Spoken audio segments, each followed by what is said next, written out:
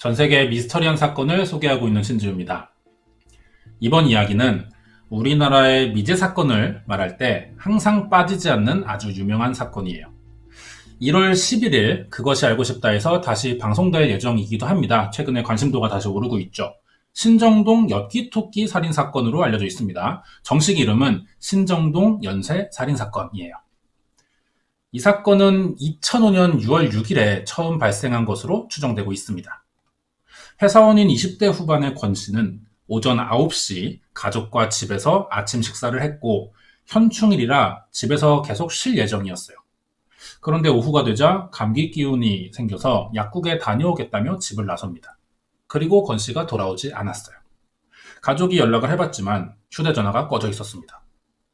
권 씨가 발견된 건 다음 날 아침 9시쯤이었어요.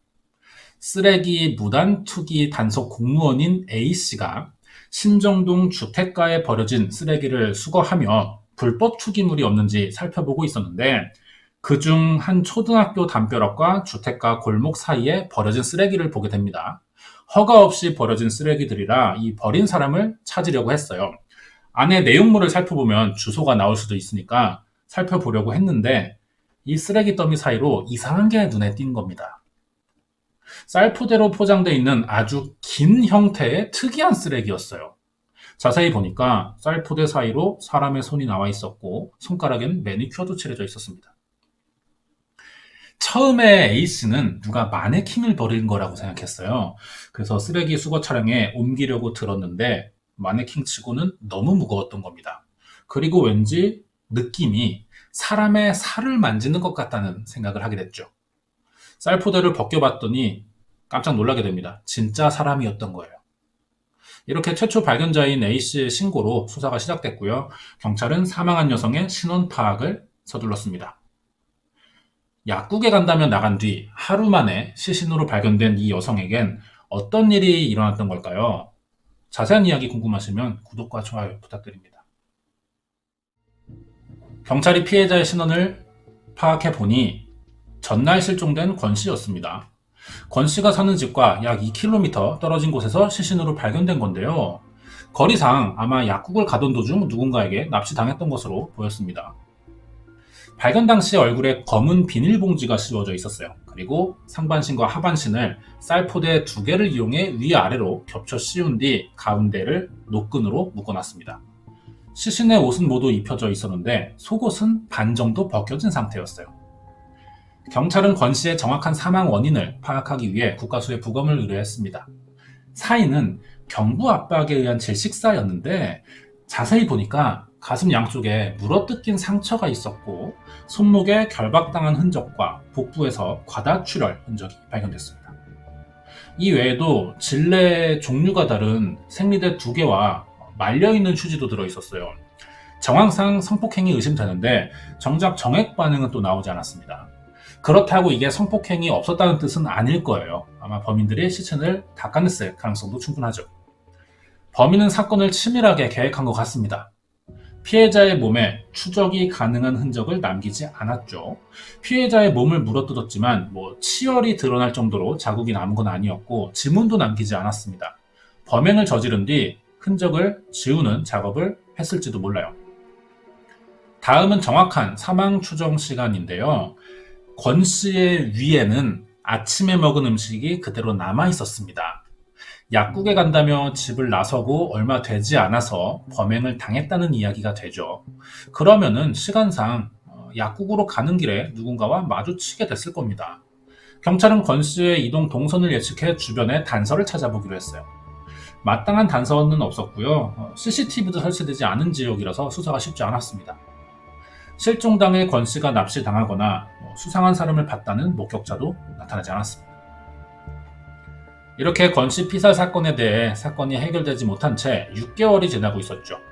2005년 11월 20일 이번엔 40대 주부인 이 씨가 퇴근해 집으로 오던 중 연락이 두절됩니다. 남편은 전화를 걸어봤지만 이번에도 휴대전화가 꺼져 있었어요. 수상한 느낌이 들었다고 합니다. 하지만 무턱대고 경찰에 간다기보단 뭐 처가에 갔을지도 모르고 배터리가 방전됐을 거라는 생각도 했었죠. 그래서 조금 더 기다려 보려고 했는데 결국 밤늦도록 아내가 들어오지 않았고요. 다음날 아침이 돼도 연락이 되지 않았습니다. 결국 경찰에 찾아가 실종 신고를 하려고 했어요. 이때 충격적인 소식을 듣게 됩니다. 아내가 시신으로 발견됐다는 거예요. 경찰은 어떻게 이 씨를 발견하게 된 걸까요? 최초 발견자는 근처 식당 주인인 B 씨였습니다. B 씨는 주택가 주차장에 놓인 쓰레기 더미에서 염이라도 한 듯이 묶여있는 이상한 물체를 발견해요. 수상한 느낌이 들어서 가까이 가봤죠. 그리고 사람의 시신이라는 걸 알게 됩니다. B 씨의 신고로 경찰의 신원을 확인해 보니 전날 퇴근길에 실종된 이 씨로 밝혀졌고요. 이 씨의 옷은 벗겨져 있지 않았어요. 그리고 얼굴이 검은 비닐봉지로 씌워져 있었습니다. 김장을 할 때 주로 사용하는 대형 비닐봉지로 시신을 감싼 다음에 한 번 더 야외용 돗자리로 말아서 끈으로 단단히 묶은 채 유기했던 거죠. 이 씨의 정확한 사인도 알아봐야 하니까 부검을 하게 됐는데요. 이번에도 사인은 경부 압박에 의한 질식사였습니다. 하지만 권 씨와 다르게 신체 훼손의 흔적은 이번에 없었어요. 대신 9번, 10번 갈비뼈가 골절돼 있었습니다. 아마 납치당하면서 범인에게 배를 집중적으로 좀 구타당했던 것 같죠. 이 씨 몸에서도 범인의 지문이나 DNA 나오지 않았어요. 현장 주변엔 범인의 단서를 알아낼 만한 것들이 전혀 없었습니다. 이 씨가 발견된 지점 인근에 설치된 CCTV를 조사해 이 씨의 이동 동선으로 범인과 마주쳤을 만한 장소를 유추하는 게 수사의 전부였죠. 이 씨는 신정역 에스컬레이터에 설치된 CCTV에 포착된 뒤부터 추적이 불가능했어요. 이 사진입니다. 그렇다면은 이 앞에 지하철이 있어요. 지하철역 출구에서 나온 뒤 바로 납치당했을 가능성이 높아 보이는데요. 경찰이 할 수 있는 수사는 여기까지입니다. 이번에도 전혀 수사에 진척이 없었고요. 별다른 목격자도 찾지 못했어요. 6개월 간격으로 같은 곳에서 연쇄살인이 일어났습니다. 첫 번째 피해자와 두 번째 피해자 발견 지점은 서로 1.8km 떨어진 거리였어요. 범인은 아마 이 동네 지리에 익숙하고 인적이 드문 사각지대를 잘 아는 사람일 것처럼 보였습니다. 단서가 하나 발견됐는데요. 두 번째 피해자인 이 씨가 입고 있던 옷에서 곰팡이가 발견된 겁니다. 시신이 부패하면서 생긴 곰팡이가 아니라 외부에서 묻은 것이었어요. 이 곰팡이를 분석해 보니 주로 반지하, 실내에서 서식하는 종이었습니다. 그렇다면 두 번째 피해자는 길에서 납치된 뒤 반지하 건물로 끌려갔을 가능성이 매우 높아 보이죠. 아마도 범인들의 주요 범행 장소는 반지하일 것이고 여기가 거주지일 가능성도 높다는 생각이 듭니다. 두 번째 사건이 일어나고 다시 6개월이 지났습니다. 2006년 5월 31일 이날은 동시 지방선거일이었어요. 박 씨는 목동 오거리에서 남자친구를 만나기 위해 택시를 타고 가던 중이었습니다. 그러다 실수로 목적지를 지나친 거예요. 그래서 신정역에서 내리게 됐죠. 박 씨가 목동으로 돌아가려고 하는데 이때 수상한 남성이 접근합니다. 처음엔 잠깐만 와보라며 말을 걸길래 무시하고 지나가려고 했어요. 그러자 이 남성이 커터칼을 꺼내 옆구리에 대면서 따라오라는 협박을 하는 바람에 끌려가게 됐죠. 이때 박 씨가 소리를 지르면서 저항을 했습니다. 대로변이라서 지나가는 행인들도 있었고요.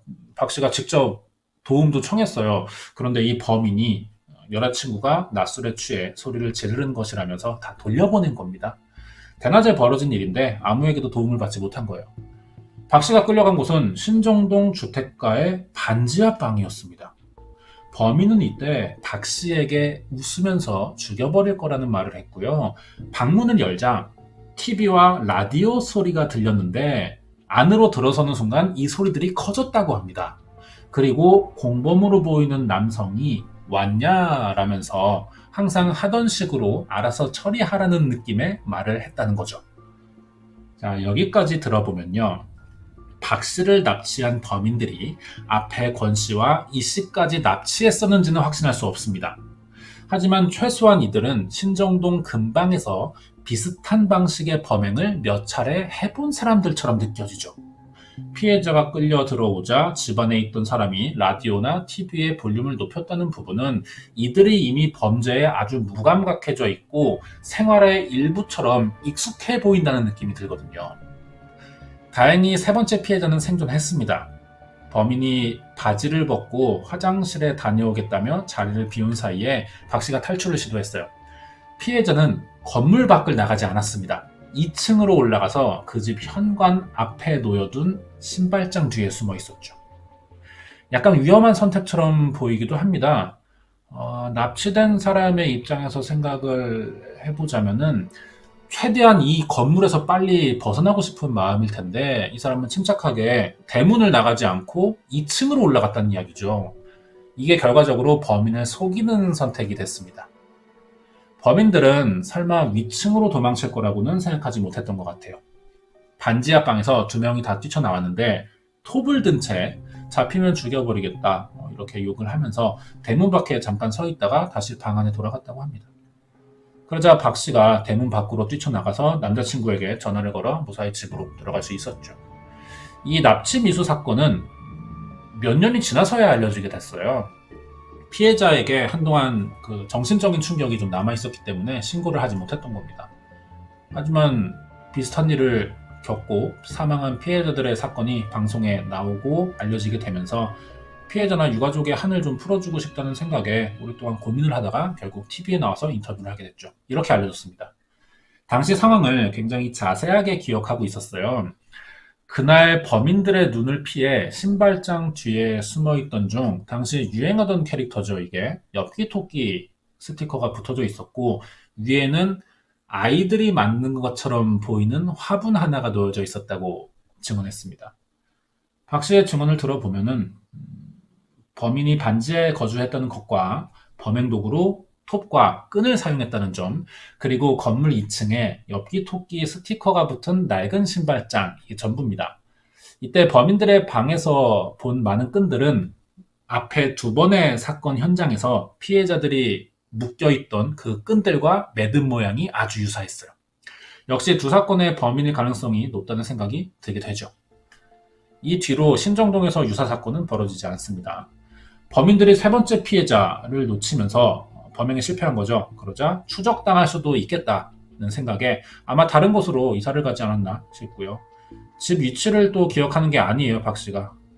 그래서 범인 검거가 좀 힘들어졌고 대신에 얼굴은 좀 비교적 자세히 기억하고 있습니다. 몽타주 사진인데요. 용의자는 약 175 정도 키에 마르고 단단한 체격이었고 그 당시 약 30대 정도로 보이는 얼굴이었다고 합니다. 특히 눈썹이 문신한 것처럼 짙었다고 진술했어요. 피해자의 진술을 바탕으로 이렇게 몽타주가 공개가 됩니다. 하지만 특별한 제보가 아직까지 없는 상태예요.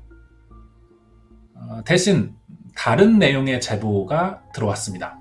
신정동에서 일어난 세 번의 사건을 보도하는 방송이 나가자 10여 년 전에 사건이 일어난 지역 피자 가게에서 아르바이트를 했다는 사람이 나타난 거죠. 아르바이트를 하면서 자신이 엽기토끼 스티커가 붙은 신발장이 있는 2층 주택에 배달을 간 기억이 난다고 한 겁니다. 그러면서 그 집의 로드뷰 사진을 인터넷에 올린 거예요. 이 사진이 과연 사건 해결에 도움이 될지 확인해 보도록 하겠습니다. 이 집인데요. 현관 앞에 트럭이 하나 서 있습니다. 그리고 이 트럭 위에 올려진 초록색 물건이 쌀포대 자루라고 합니다. 함부로 연관 지을 수는 없겠지만 첫 번째 피해자가 쌀포대에 쌓여서 유기됐던 게 생각납니다. 이 트럭이 범인들의 차라고는 말할 수 없어요, 아직. 하지만 확인이라도 좀 할 수 있으면 어떨까 하는 생각이 들죠. 이 사진을 올린 사람의 글 내용을 봤을 때 피자가 아이에 의해 주문되는 경우가 많고 박 씨가 기억하는 신발장에 캐릭터 스티커나 위에 화분이 놓여져 있다는 점들을 봐서는 이 집 2층에는 아동이 거주하고 있었을 가능성이 충분히 높습니다. 종합해보면 범인들은 반지하에 살았고 이 2층 집에는 아이가 살았으며 현관엔 신발장과 엽기토끼 스티커가 붙어있는 집이 되겠죠. 이 제보가 범인을 잡는 데 결정적인 단서가 되면 좋겠지만 사건과 무관하다는 입장이 공식적으로 경찰을 통해 밝혀졌어요. 아무래도 지금 이 건물에 사는 사람이 피해를 받을 수가 있기 때문이겠죠. 사실 그렇게 생각이 들어요. 무관하다는 발표는 했지만 그래도 경찰 내부에서는 어느 정도 고려는 하지 않을까 하는 생각이 듭니다. 이 사건이 방송을 통해 알려지자 사람들의 관심이 높아졌고 2015년 12월 8일에 경찰은 사건 재수사를 발표했죠. 그 당시보다는 과학수사기법이 발전했고요. 전문 프로파일러들도 충분히 양성됐기 때문에 예전에는 찾을 수 없던 단서들이 보이게 됐습니다. 2015년에 두 번째 피해자였던 40대 여성 이 씨를 유기할 때 쓰인 돗자리에서 범인의 체액으로 추정되는 물질이 발견된 거죠. 사건이 발생한 지 10년이 지났지만 기술의 발전으로 가능한 일이었습니다. 지금 계속해서 전과자들의 DNA 샘플과 대조 중일 거예요.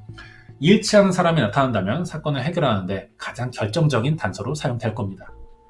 신정동에서 일어난 두 건의 피살 사건과 한 건의 납치 미수 사건, 그리고 생존자의 증언으로 본 범인은 고물이나 폐품을 수집하는 사람이 아니면 현수막을 설치하는 직업에 종사하는 사람일 것이라는 의견들이 많은데요. 자, 매듭 모양을 한번 확인해 보겠습니다. 박 씨가 증언한 내용 중에 방바닥에 끈이 많았다고 한 것과 현장 사진에서 보인 매듭을 분석한 매듭 전문가는요, 일반인이 평소에 묶는 형태가 아니라고 이야기했습니다.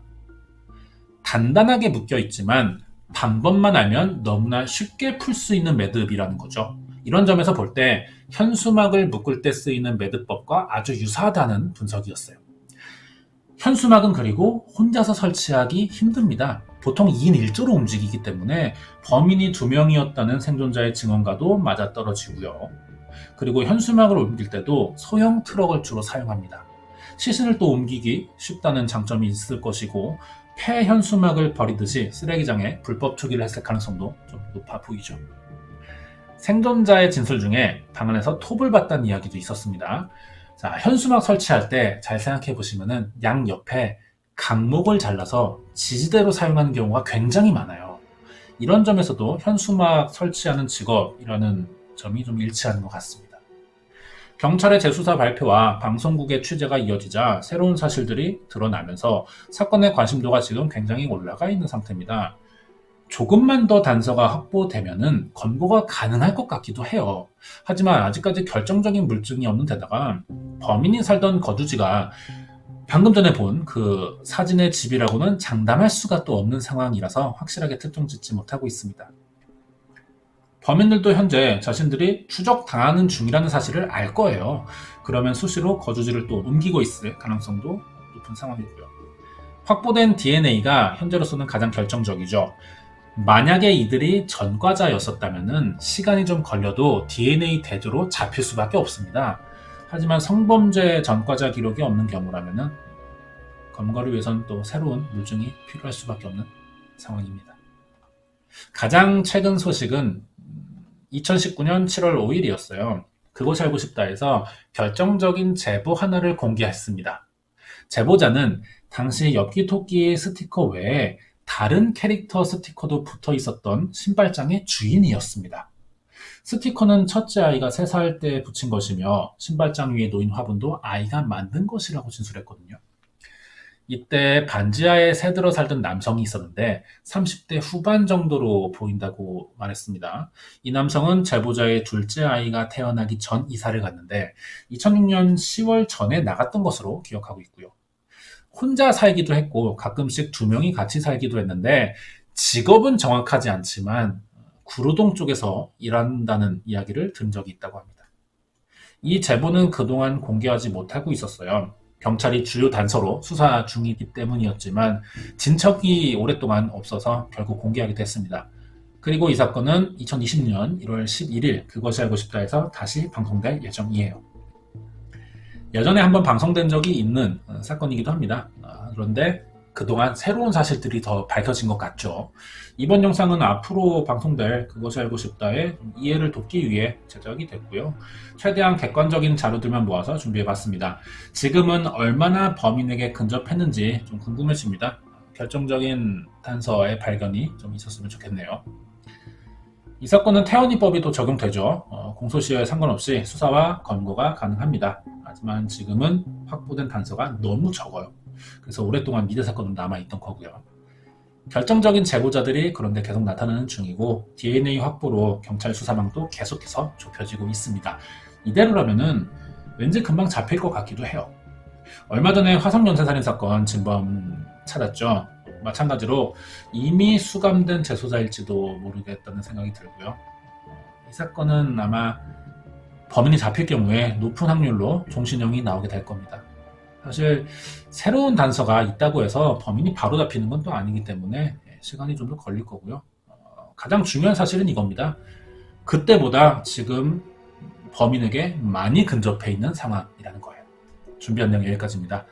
이번 사건은 2005년에 발생한 우리나라 최대 미스터리 사건 중 하나입니다. 신정동 연쇄살인 사건 파일이었습니다.